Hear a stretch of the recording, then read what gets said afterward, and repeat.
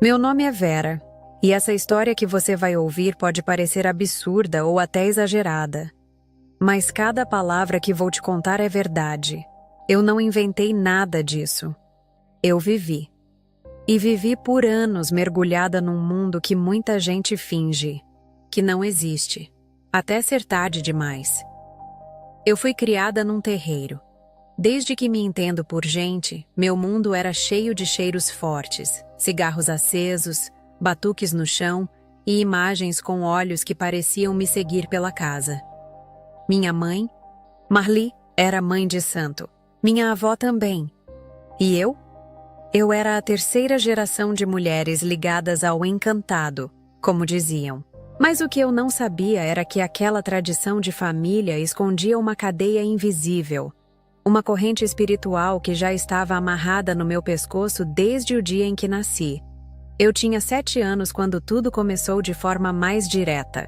Era uma noite abafada, e o terreiro estava cheio de gente. Tambores rufavam com força.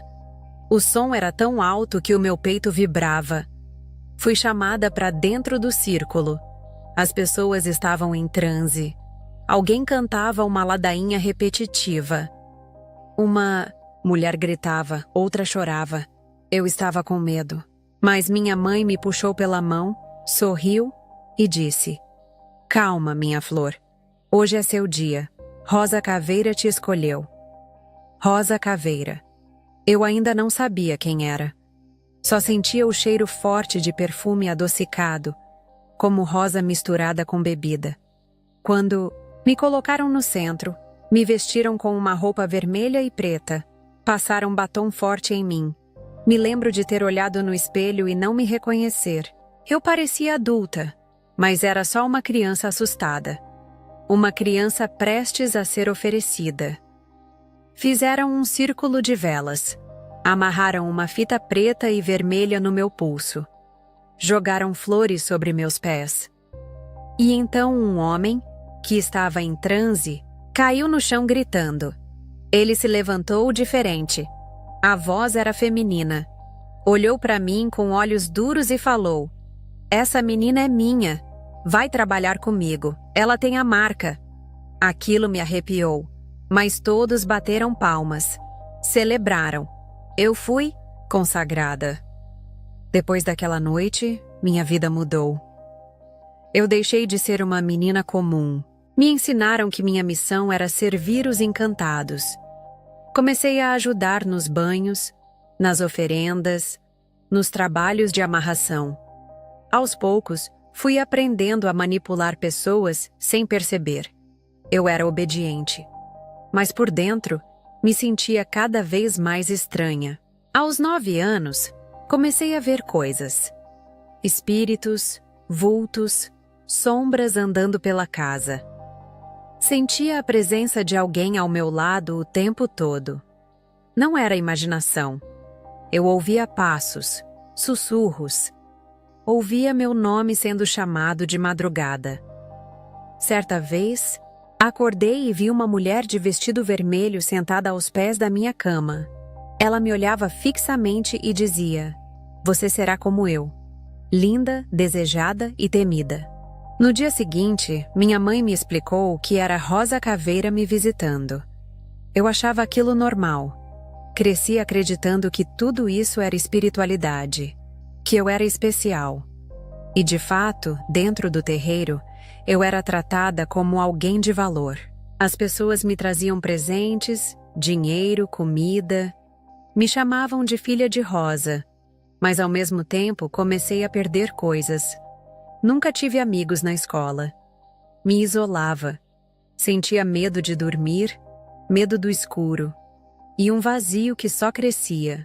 Aos 13 anos fiz meu primeiro ritual de amarração. Uma mulher desesperada me procurou pedindo para trazer de volta o marido que tinha saído de casa. Segui todo o passo a passo que minha avó ensinou. Banho com sangue de galinha preta, calcinha da mulher enterrada com a foto do casal, velas vermelhas, perfume com o nome invocado. 3 dias depois, o homem voltou. Foi minha primeira vitória espiritual. Com o tempo, fui ficando poderosa. Gente de fora do estado vinha me procurar. Eu era conhecida como a Filha da Rosa Vermelha. Fazia rituais para destruir rivais, conquistar chefes, seduzir pastores. Sim, até homens de igreja me procuravam. Queriam trair as esposas, queriam amantes, queriam prazer. E eu vendia isso. Mas nada disso me dava paz. Por fora, eu era admirada. Por dentro, era um poço escuro. À noite, eu chorava sem saber por quê. Sentia dores que não vinham do corpo. Tive crises de pânico, falta de ar, insônia. Sonhava com sangue, com risos diabólicos, com demônios dançando ao meu redor. A Rosa Caveira me controlava. Ela aparecia nos meus sonhos, nas minhas decisões, nas minhas roupas. Sim, até as roupas que eu vestia vinham dela. Era como se alguém cochichasse no meu ouvido. Use vermelho hoje, passe batom escuro, coloque esse salto. E quando eu obedecia, os olhares vinham. Homens casados, líderes, jovens, todos ficavam hipnotizados. Mas eu sabia que não era eu, era ela. Aos poucos, perdi minha identidade. Era como se minha alma tivesse sido trancada num quarto escuro e só o meu corpo estivesse vivendo. E o pior é que eu deixava, porque eu achava que aquilo era poder. Era espiritualidade. Era destino. Hoje eu sei que não era destino. Era prisão. Mas naquela época, eu ainda não sabia. E quanto mais eu fazia rituais, mais fundo eu afundava. Eu era a mulher que fazia os outros se perderem. A mulher que seduzia, que destruía lares, que manipulava sentimentos. E eu me achava no controle. Até o dia em que percebi que quem estava no controle era o inferno. Mas isso é só o começo. Depois de anos sendo moldada por rituais, vozes e visões, eu já não era mais só uma serva. Eu era instrumento. A Rosa Caveira falava comigo com clareza. E cada ordem que ela me dava era cumprida sem questionamento. Aos 15 anos, eu já tinha perdido a vergonha, a inocência e o medo. Tudo o que restava em mim era obediência espiritual. Ao lado errado, eu fui treinada para seduzir. Literalmente. A Rosa me dizia: você será a ruína dos lares. O desejo dos homens será o seu trono. Eu não entendia a profundidade disso no início, mas logo comecei a perceber que as mulheres que me procuravam queriam exatamente isso: dominar, amarrar, controlar homens. O ritual mais comum era o da amarração amorosa. Mas o que muitos não sabem, e o que quase ninguém conta, é que esse tipo de trabalho envolve mais do que velas e orações. Envolve sangue. E muitas vezes, fluidos íntimos. Lembro da primeira vez que a entidade me mandou enterrar a calcinha usada de uma mulher junto com a foto do marido dela. Me pediu que derramasse sangue de galinha preta e colocasse perfume no papel. Naquela noite, eu ouvi uma gargalhada no terreiro, mesmo estando sozinha. Era a aprovação dela. Eu fazia tudo mecanicamente. Cavava os buracos nas encruzilhadas, enterrava peças íntimas, cortava galinhas vivas, misturava sangue com essência de rosas e pó de ossos. A cada ritual, eu sentia que perdia um pedaço da minha alma, mas ganhava mais força. Ou era isso que eu pensava. As mulheres saíam de lá com olhos brilhando. Diziam que se sentiam poderosas. Uma delas, a Cíntia, me disse que depois do ritual, o homem largou a esposa e foi morar com ela em uma semana. Mas dias depois, ela voltou desesperada, dizendo que ele estava agressivo, sombrio, que falava dormindo e tinha pesadelos com mulheres rindo e puxando seus pés. A entidade me disse: ele agora é nosso. E foi aí que entendi. Os rituais não traziam amor, traziam laços de escravidão. As pessoas achavam que estavam conseguindo o que queriam, mas estavam assinando sentenças espirituais. E eu era a ponte, a mensageira do inferno. Cheguei a ser procurada por esposas de pastores. Sim, uma delas queria destruir a amante do marido.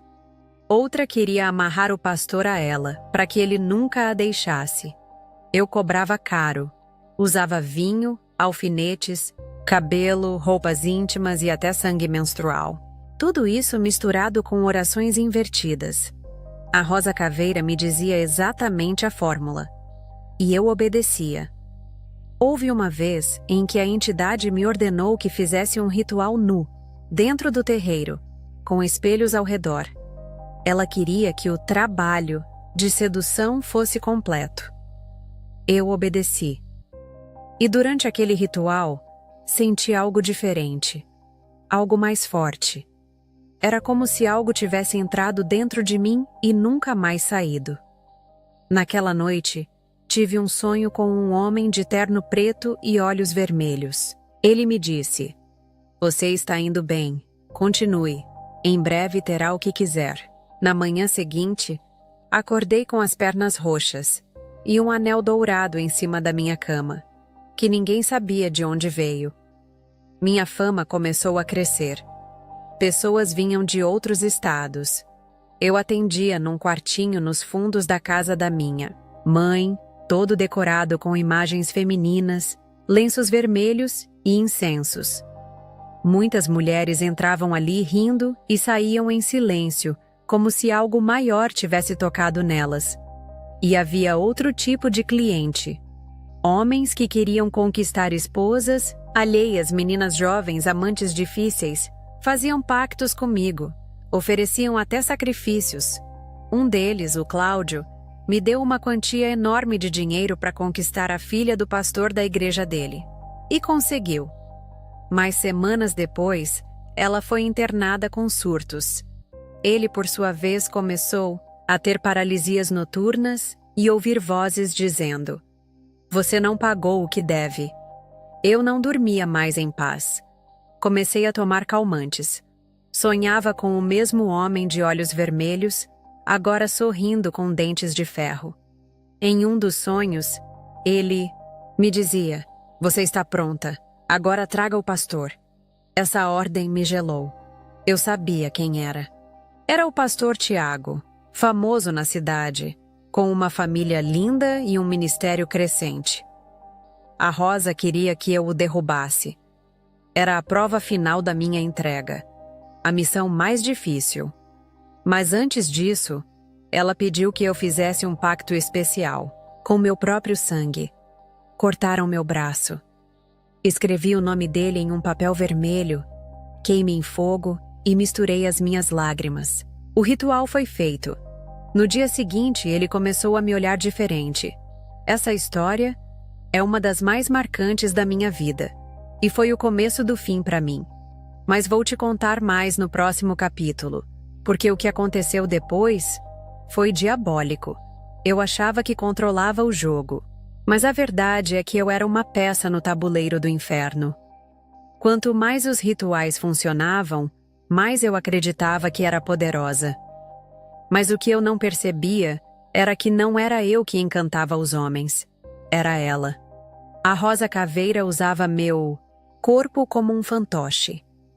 Tudo começou a mudar de verdade quando percebi que eu não escolhia mais o que vestir. Toda vez que eu ia me arrumar, vinha uma voz suave, quase sensual no meu ouvido. Vestido vermelho, justo, batom vinho, salto agulha. E se eu escolhia outra roupa, sentia um mal-estar, como se tivesse desagradado alguém invisível. Só me sentia bem quando me arrumava como ela mandava. Passei a atrair atenção por onde eu passava. Homens paravam na rua, me chamavam de deusa, diziam que não conseguiam tirar os olhos de mim. Eu sorria por fora, mas por dentro. Era como se alguém estivesse me assistindo, se alimentando daqueles olhares. Havia um espelho enorme no meu quarto. Toda vez que eu me maquiava, parecia que os olhos refletidos ali não eram os meus. Às vezes eu via o meu rosto mudar levemente no reflexo. O olhar ficava mais intenso, mais escuro. E quando eu sorria, não parecia o meu sorriso. Certa noite, depois de um ritual pesado, fui até o banheiro lavar o rosto. Quando levantei os olhos para o espelho, eu juro, vi a Rosa Caveira atrás de mim. Ela estava com as mãos no meu ombro. Seus olhos eram vermelhos, os lábios negros e a pele branca como vela. E ela sorriu como quem diz: "Você é minha." Saí correndo, mas quando voltei, o espelho estava normal. Me convenci de que era só cansaço, ilusão. Mas no fundo eu sabia. Eu estava sendo moldada. O corpo era meu, mas o comando vinha de outro lugar.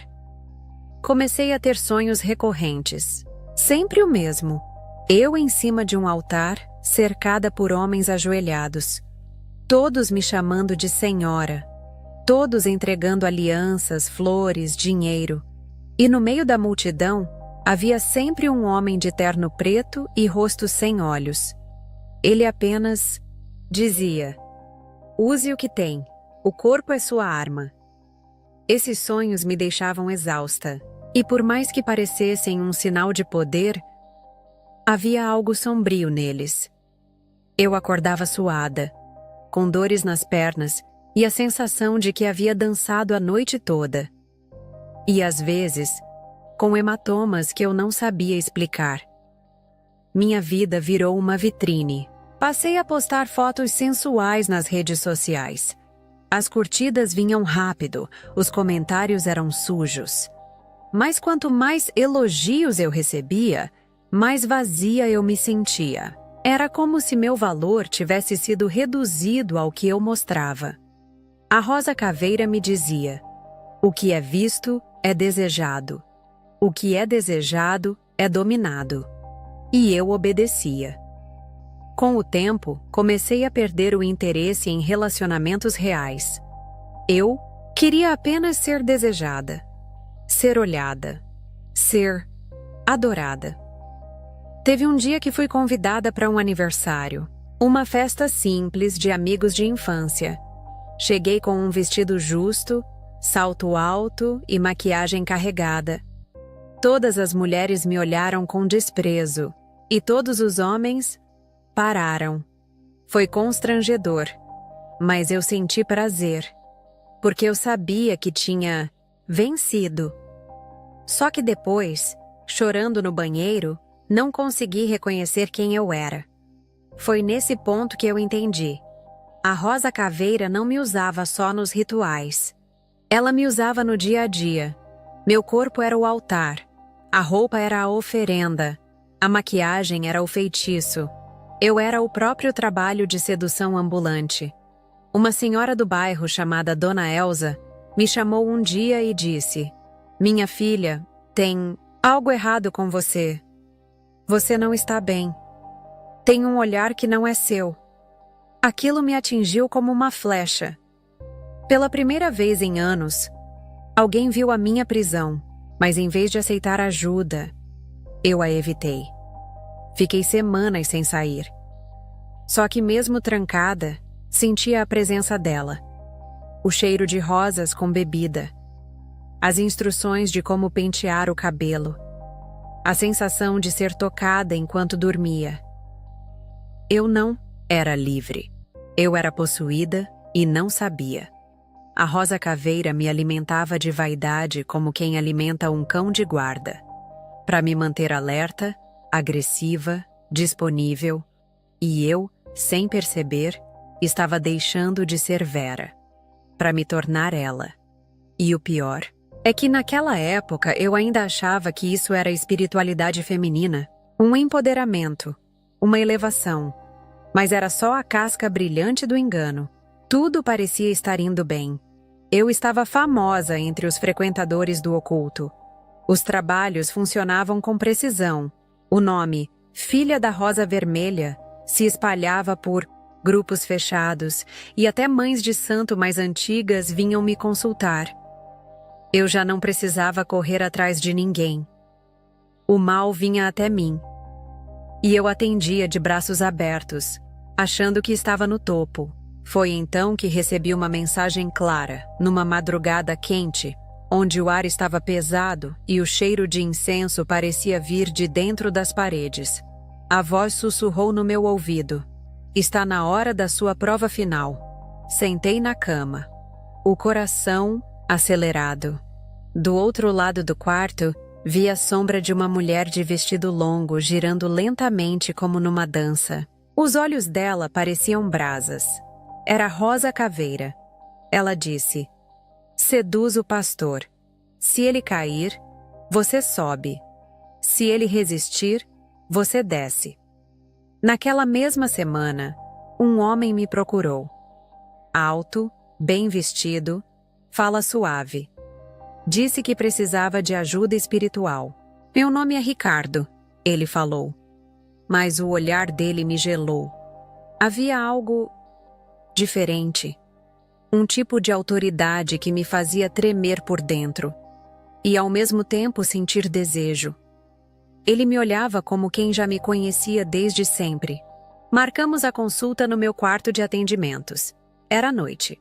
Quando ele entrou, o ambiente ficou frio. E mesmo assim, eu suei. Ele se sentou e disse: você tem talento, mas ainda é pequena. Quer crescer de verdade? Antes que eu respondesse, ele abriu uma pasta e tirou uma foto. O pastor Tiago. Eu já tinha ouvido falar dele. Jovem, muito respeitado, família bonita, igreja cheia. E então, Ricardo completou: derruba ele, e tudo isso será seu. E mostrou uma folha de papel, com meu nome já escrito no topo. Embaixo, as palavras: contrato de domínio. Eu não lembro de ter assinado. Só lembro que minhas mãos formigaram, meus olhos arderam, e eu desmaiei ali mesmo. Quando acordei, estava sozinha. Mas no meu braço esquerdo havia uma marca como se algo tivesse queimado a pele. Um símbolo que eu nunca tinha visto, mas que parecia antigo, como aqueles usados em selos demoníacos. A partir daquele dia, tudo ficou mais intenso. Minhas visões aumentaram. Eu via serpentes nos cantos dos cômodos, ouvia sussurros dizendo: chegou a hora, e sonhava sempre com Ricardo. Mas em cada sonho, seu rosto ficava mais deformado. Num dos sonhos, ele apareceu com o rosto de metade homem, metade caveira. Estava num altar e dizia: você já é minha. Agora complete sua missão. Acordei com o corpo encharcado e um arranhão no pescoço, como se alguém tivesse me segurado enquanto eu dormia. Comecei a frequentar a igreja do pastor Tiago disfarçada. Me vesti com roupas sóbrias, cabelo preso, Bíblia na mão. Ninguém desconfiava.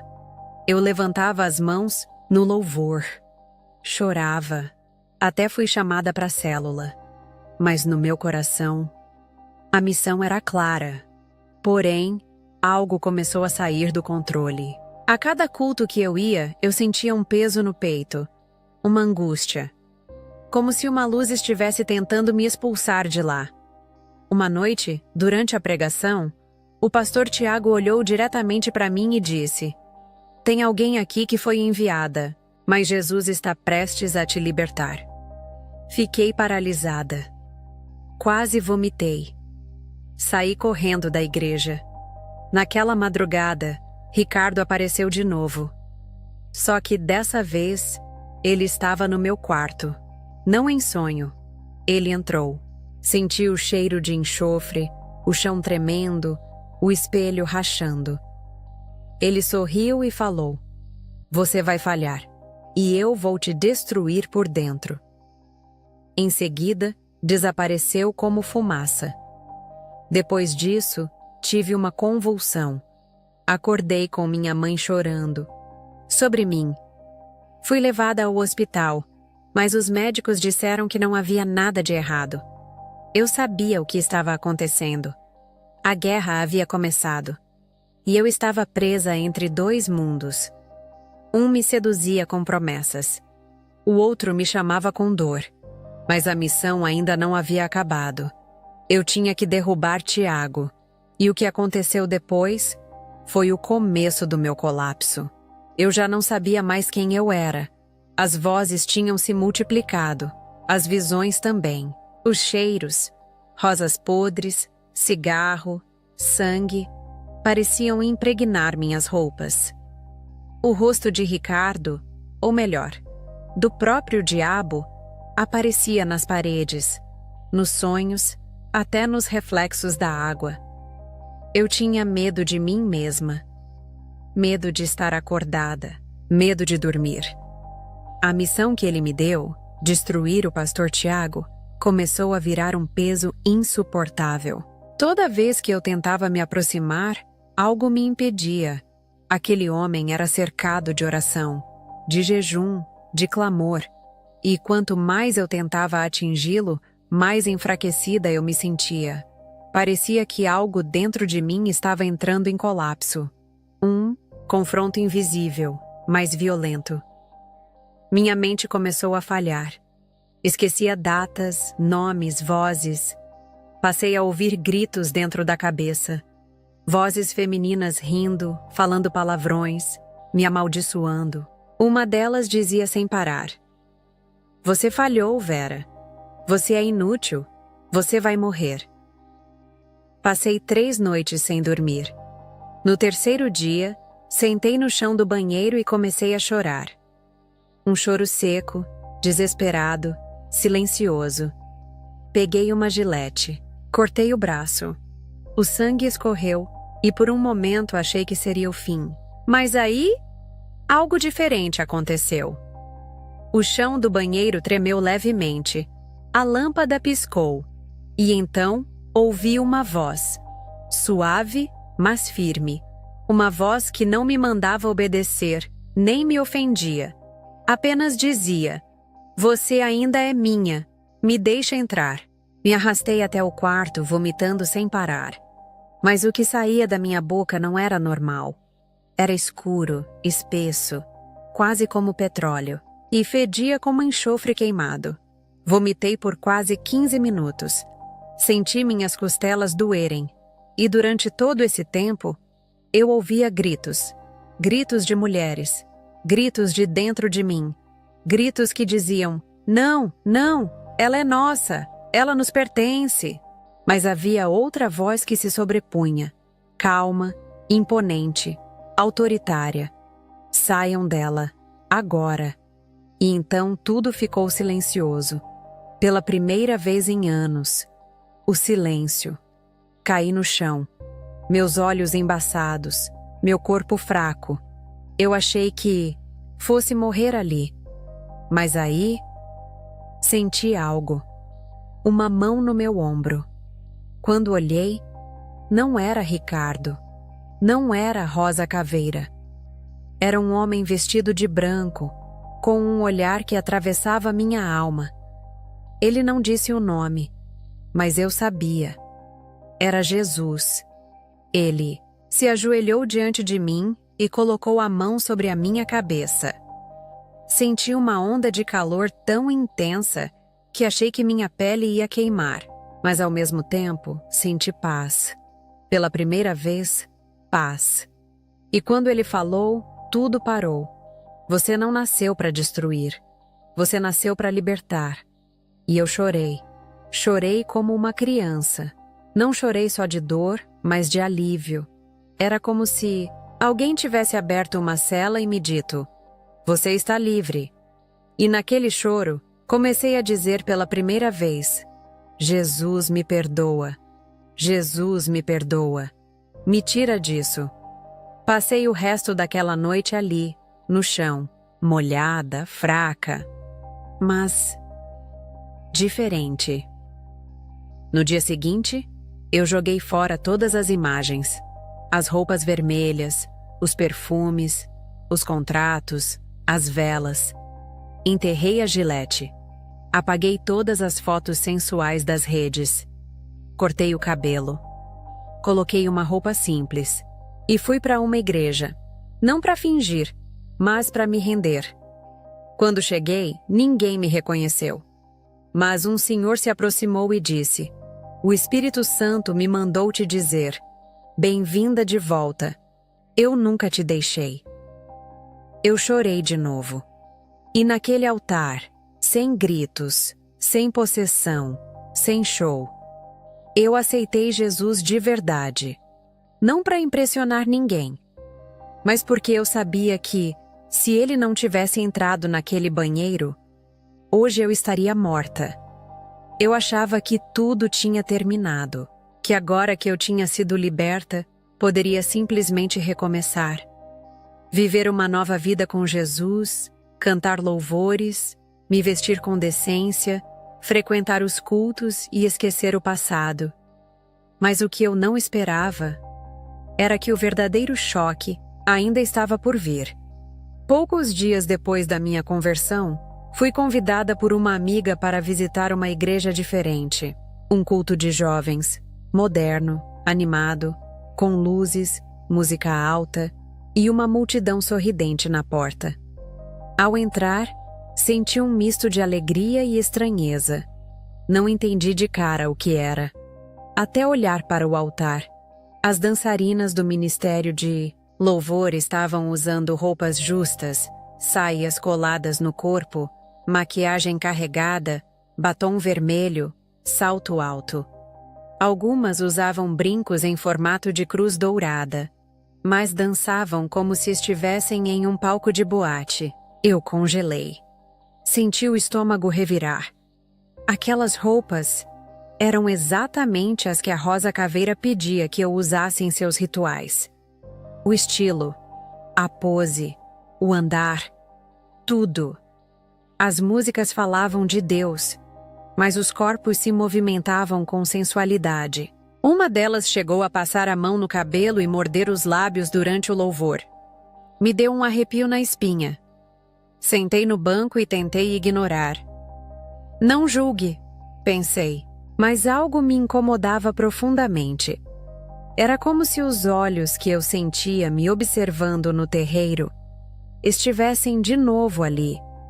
O cheiro de perfume doce e enjoativo pairava no ar. Olhei ao redor.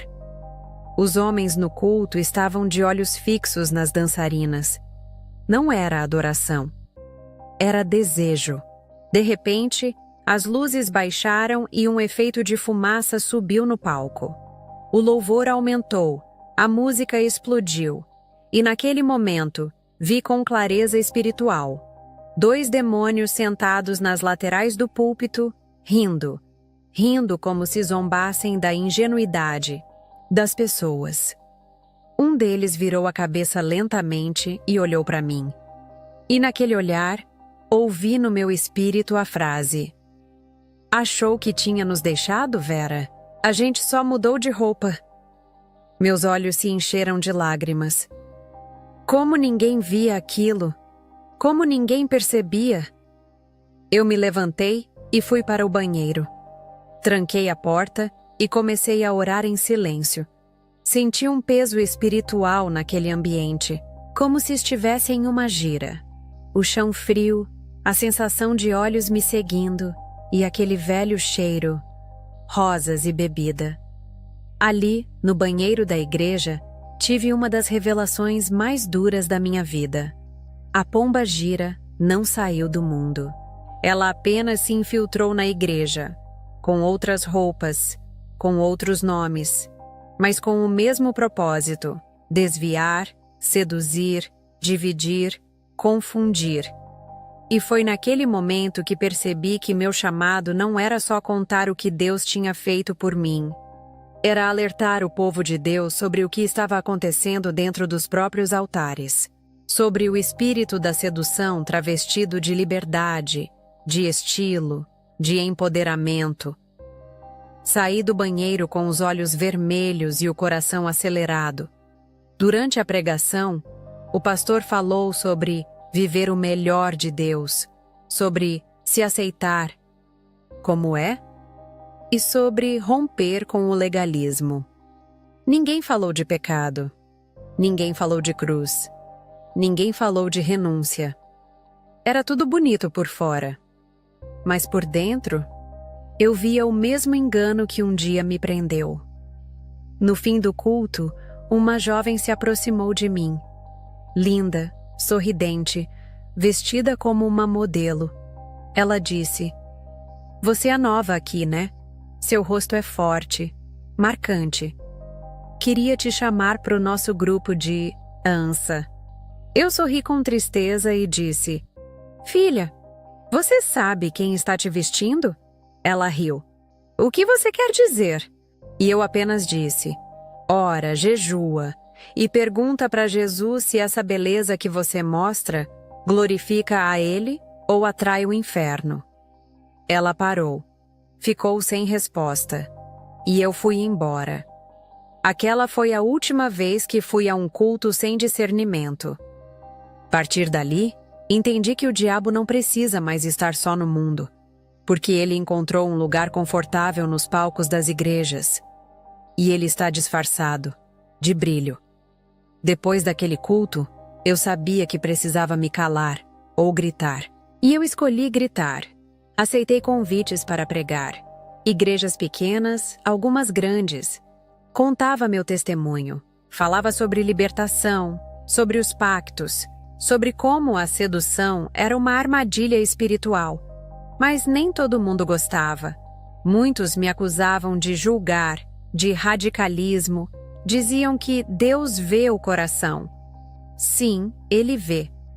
Mas o diabo também vê o exterior e usa isso. Fui convidada para ministrar em uma igreja conhecida por ter liberdade no espírito. A líder do ministério de dança era uma jovem chamada Camila. Linda, simpática, talentosa. Mas algo no olhar dela me inquietava. Havia vaidade demais, pose demais. Ela caminhava como quem sabia que era admirada. O problema é que eu conhecia esse andar, porque um dia eu também andei assim. Durante o louvor, o grupo de dança subiu ao altar. Todas com roupas brilhantes, saias curtas, maquiagem pesada. O povo gritava, pulava, mas meu espírito se encolhia. Algo estava errado, muito errado. Comecei a orar em silêncio, pedi discernimento, e naquele momento, meus olhos espirituais se abriram. Vi Camila sendo manipulada por fios invisíveis, como uma marionete. Atrás dela, uma figura feminina, com vestido vermelho, olhos negros e um sorriso malicioso. Sim, era a Rosa Caveira, dentro da igreja. Na hora da palavra, fui convidada a subir. Orei, peguei o microfone e comecei a falar sobre identidade. Sobre como o diabo sequestra a aparência para prender a alma. Quando comecei a dizer que muitas estavam sendo usadas como instrumentos de sedução dentro da casa de Deus, um burburinho tomou a igreja. Foi então que, sem que eu tocasse em ninguém, Camila caiu no chão gritando. Os irmãos acharam que era o Espírito Santo. Vieram com lençol, tentaram cobrir. Mas os gritos dela não eram de glória. Eram de raiva, de ódio. Ela rosnava. O olhar dela estava diferente. A voz não era mais dela. Me aproximei. Comecei a orar. E diante de todos, ela começou a se contorcer como uma serpente. Ria com deboche. Disse numa voz gutural: "Ela é minha. Eu a vesti, eu a ungi, eu a pus no altar." A igreja parou. O som foi desligado. Ninguém sabia o que fazer. Até o pastor estava pálido. Peguei óleo, ungi as mãos e gritei: "Você não tem mais direito! Sai, em nome de Jesus!" Camila gritou tão alto que o microfone chiou. Vomitou um líquido escuro no altar e desmaiou. O culto acabou. O pastor se ajoelhou, chorou. Disse que sempre desconfiou, mas tinha medo de perder as jovens. Disse que preferia deixar elas servirem a Deus como estão do que afastá-las. Mas entendeu. Tarde demais. Camila foi liberta, mas o impacto ficou. A igreja ficou em choque. Alguns negaram tudo e disseram que era encenação. Outros começaram a jejuar, a buscar. A verdade é que o engano estava tão confortável no altar que só um confronto direto pôde desmascará-lo. Depois do culto, enquanto limpavam o chão, encontrei algo sob o púlpito. Um brinco em forma de serpente, dourado, com pedras vermelhas. Nunca soube de quem era, mas entendi. Era um sinal, um recado. O inferno tinha perdido território. Foi ali que percebi que minha missão não era só testemunhar, era confrontar. E a guerra não era mais lá fora, era dentro da casa de Deus. Depois da libertação de Camila, minha agenda de pregações aumentou. Algumas igrejas me procuravam com sinceridade, buscando despertar. Outras, apenas pela polêmica. Mas uma coisa era certa: o céu me chamava para falar, e o inferno queria que eu me calasse. Comecei a orar como nunca antes, madrugadas inteiras. Jejuava não só por mim, mas por mulheres que eu nem conhecia. Sentia o peso da responsabilidade. Eu sabia que não podia mais ficar em silêncio. Sabia que o diabo estava se disfarçando de moda gospel, de autoestima cristã, e estava fazendo morada nos armários das crentes. Foi numa dessas madrugadas que tive o sonho mais impactante da minha vida. Estava num salão cheio de mulheres, todas lindas, bem vestidas, maquiadas, rindo. Mas quando olhei nos espelhos que as cercavam, não via os rostos delas. Só via demônios maquiando-as com tintas negras e batons escuros. Cada vez que uma passava rímel, um demônio sorria. Cada vez que ajeitava o decote, uma sombra aplaudia. No canto do salão, uma figura masculina chorava.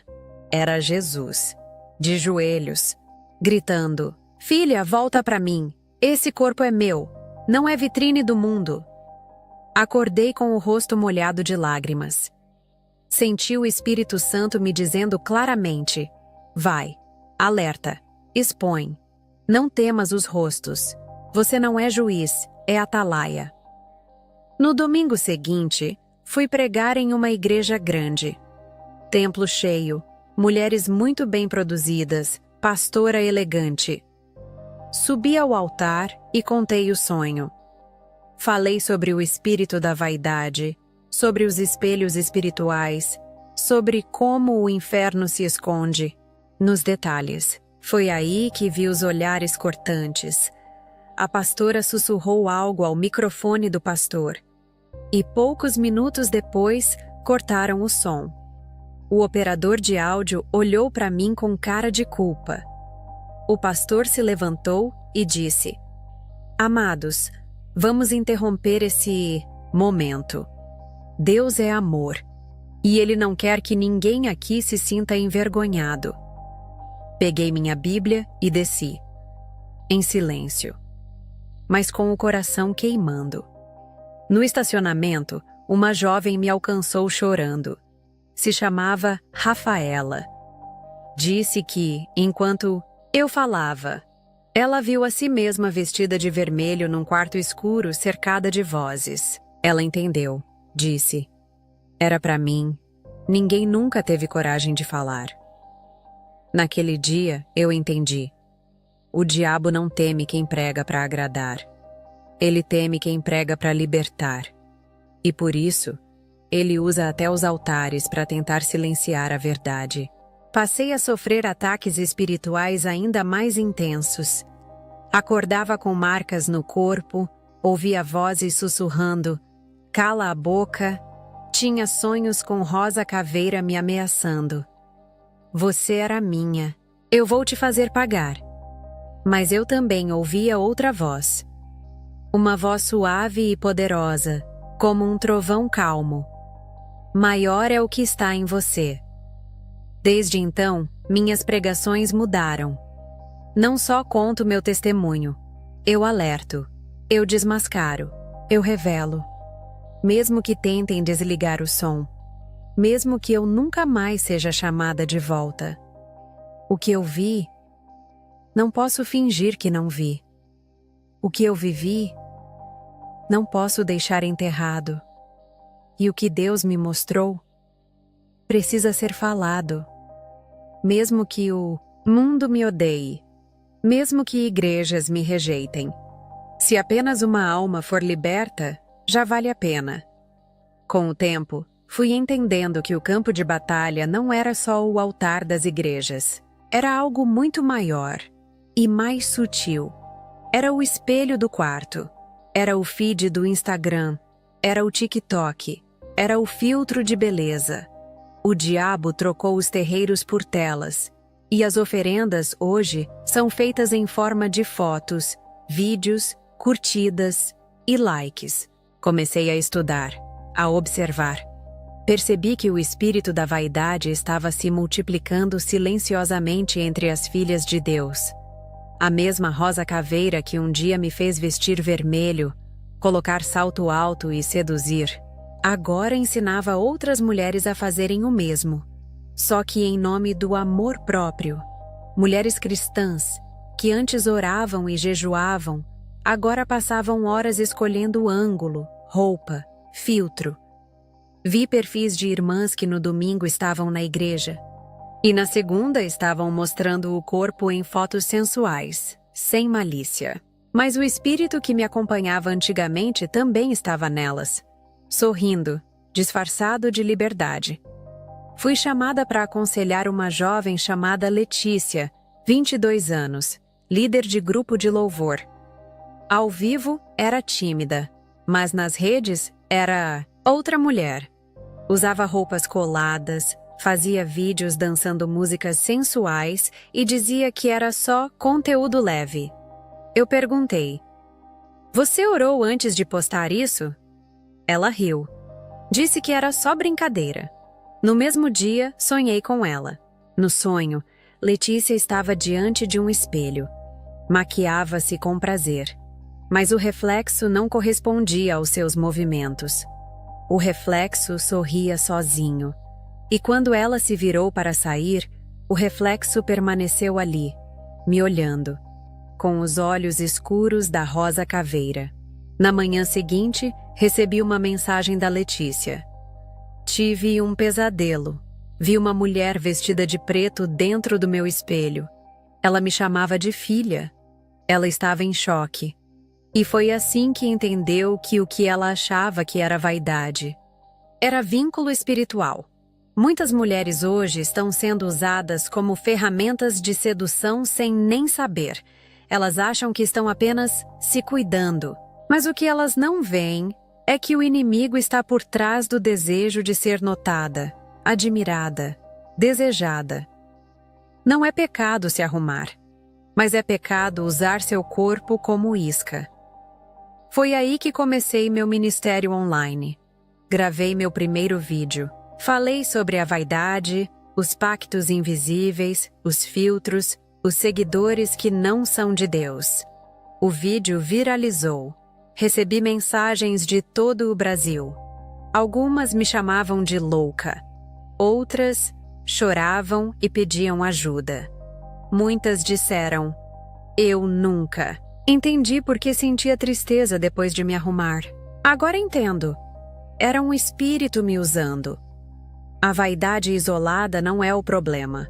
O problema é quando a imagem vira altar. Quando a beleza vira trono. Quando o espelho vira pastor. O diabo sabe que, se prender a mente da mulher, ele domina o lar, o marido, os filhos e a igreja. E não se trata de usar saia longa ou rosto limpo. Se trata de propósito. de discernimento, de saber para quem você está se mostrando, quem você quer atrair.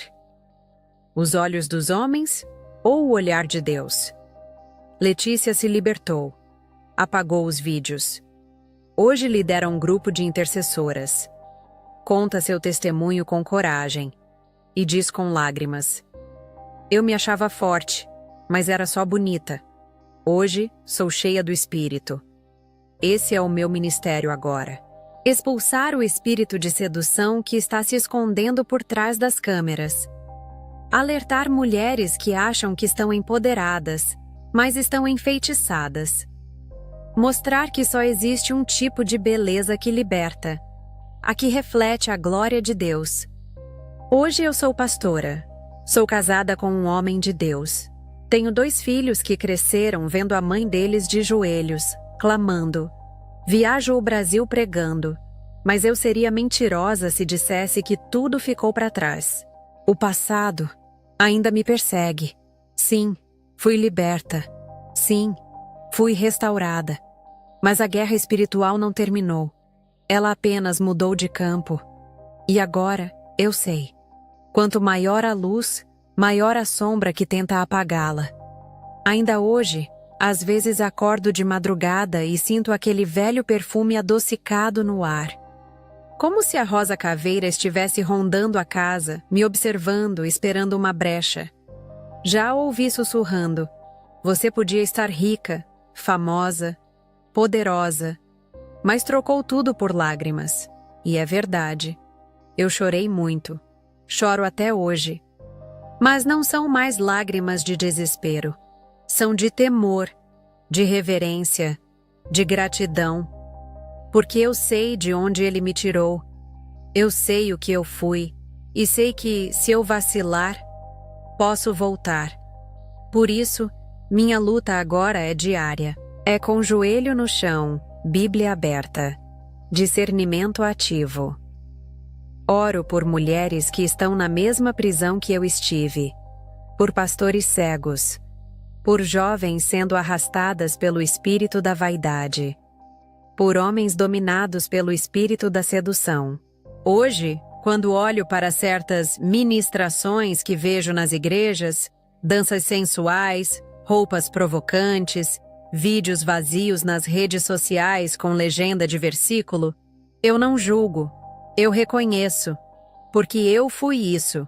Eu servi a esse Espírito. Eu me vesti para ele. Eu fui voz dele. E é por isso que falo com tanta autoridade. Porque eu não li sobre isso. Eu fui consagrada a esse Espírito.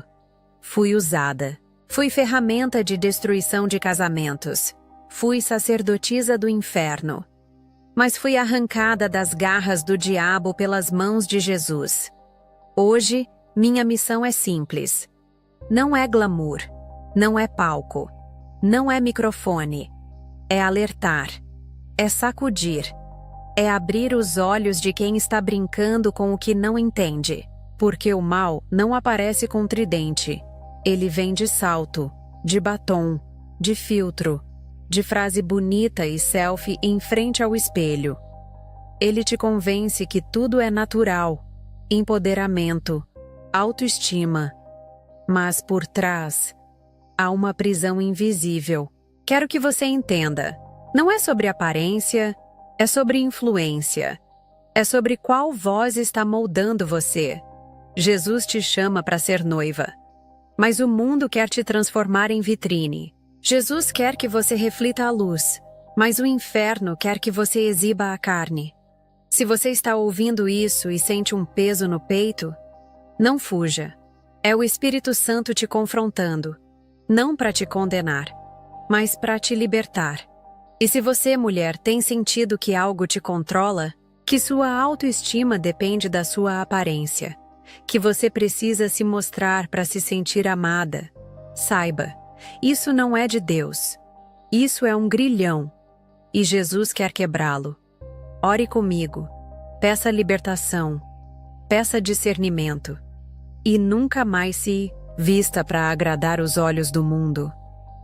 Vista-se para glorificar o Espírito que habita em você. Porque se um dia a Rosa Caveira me usou para destruir, hoje Jesus me levanta para restaurar. E agora eu sou livre. E se Ele me libertou, Ele pode libertar você também.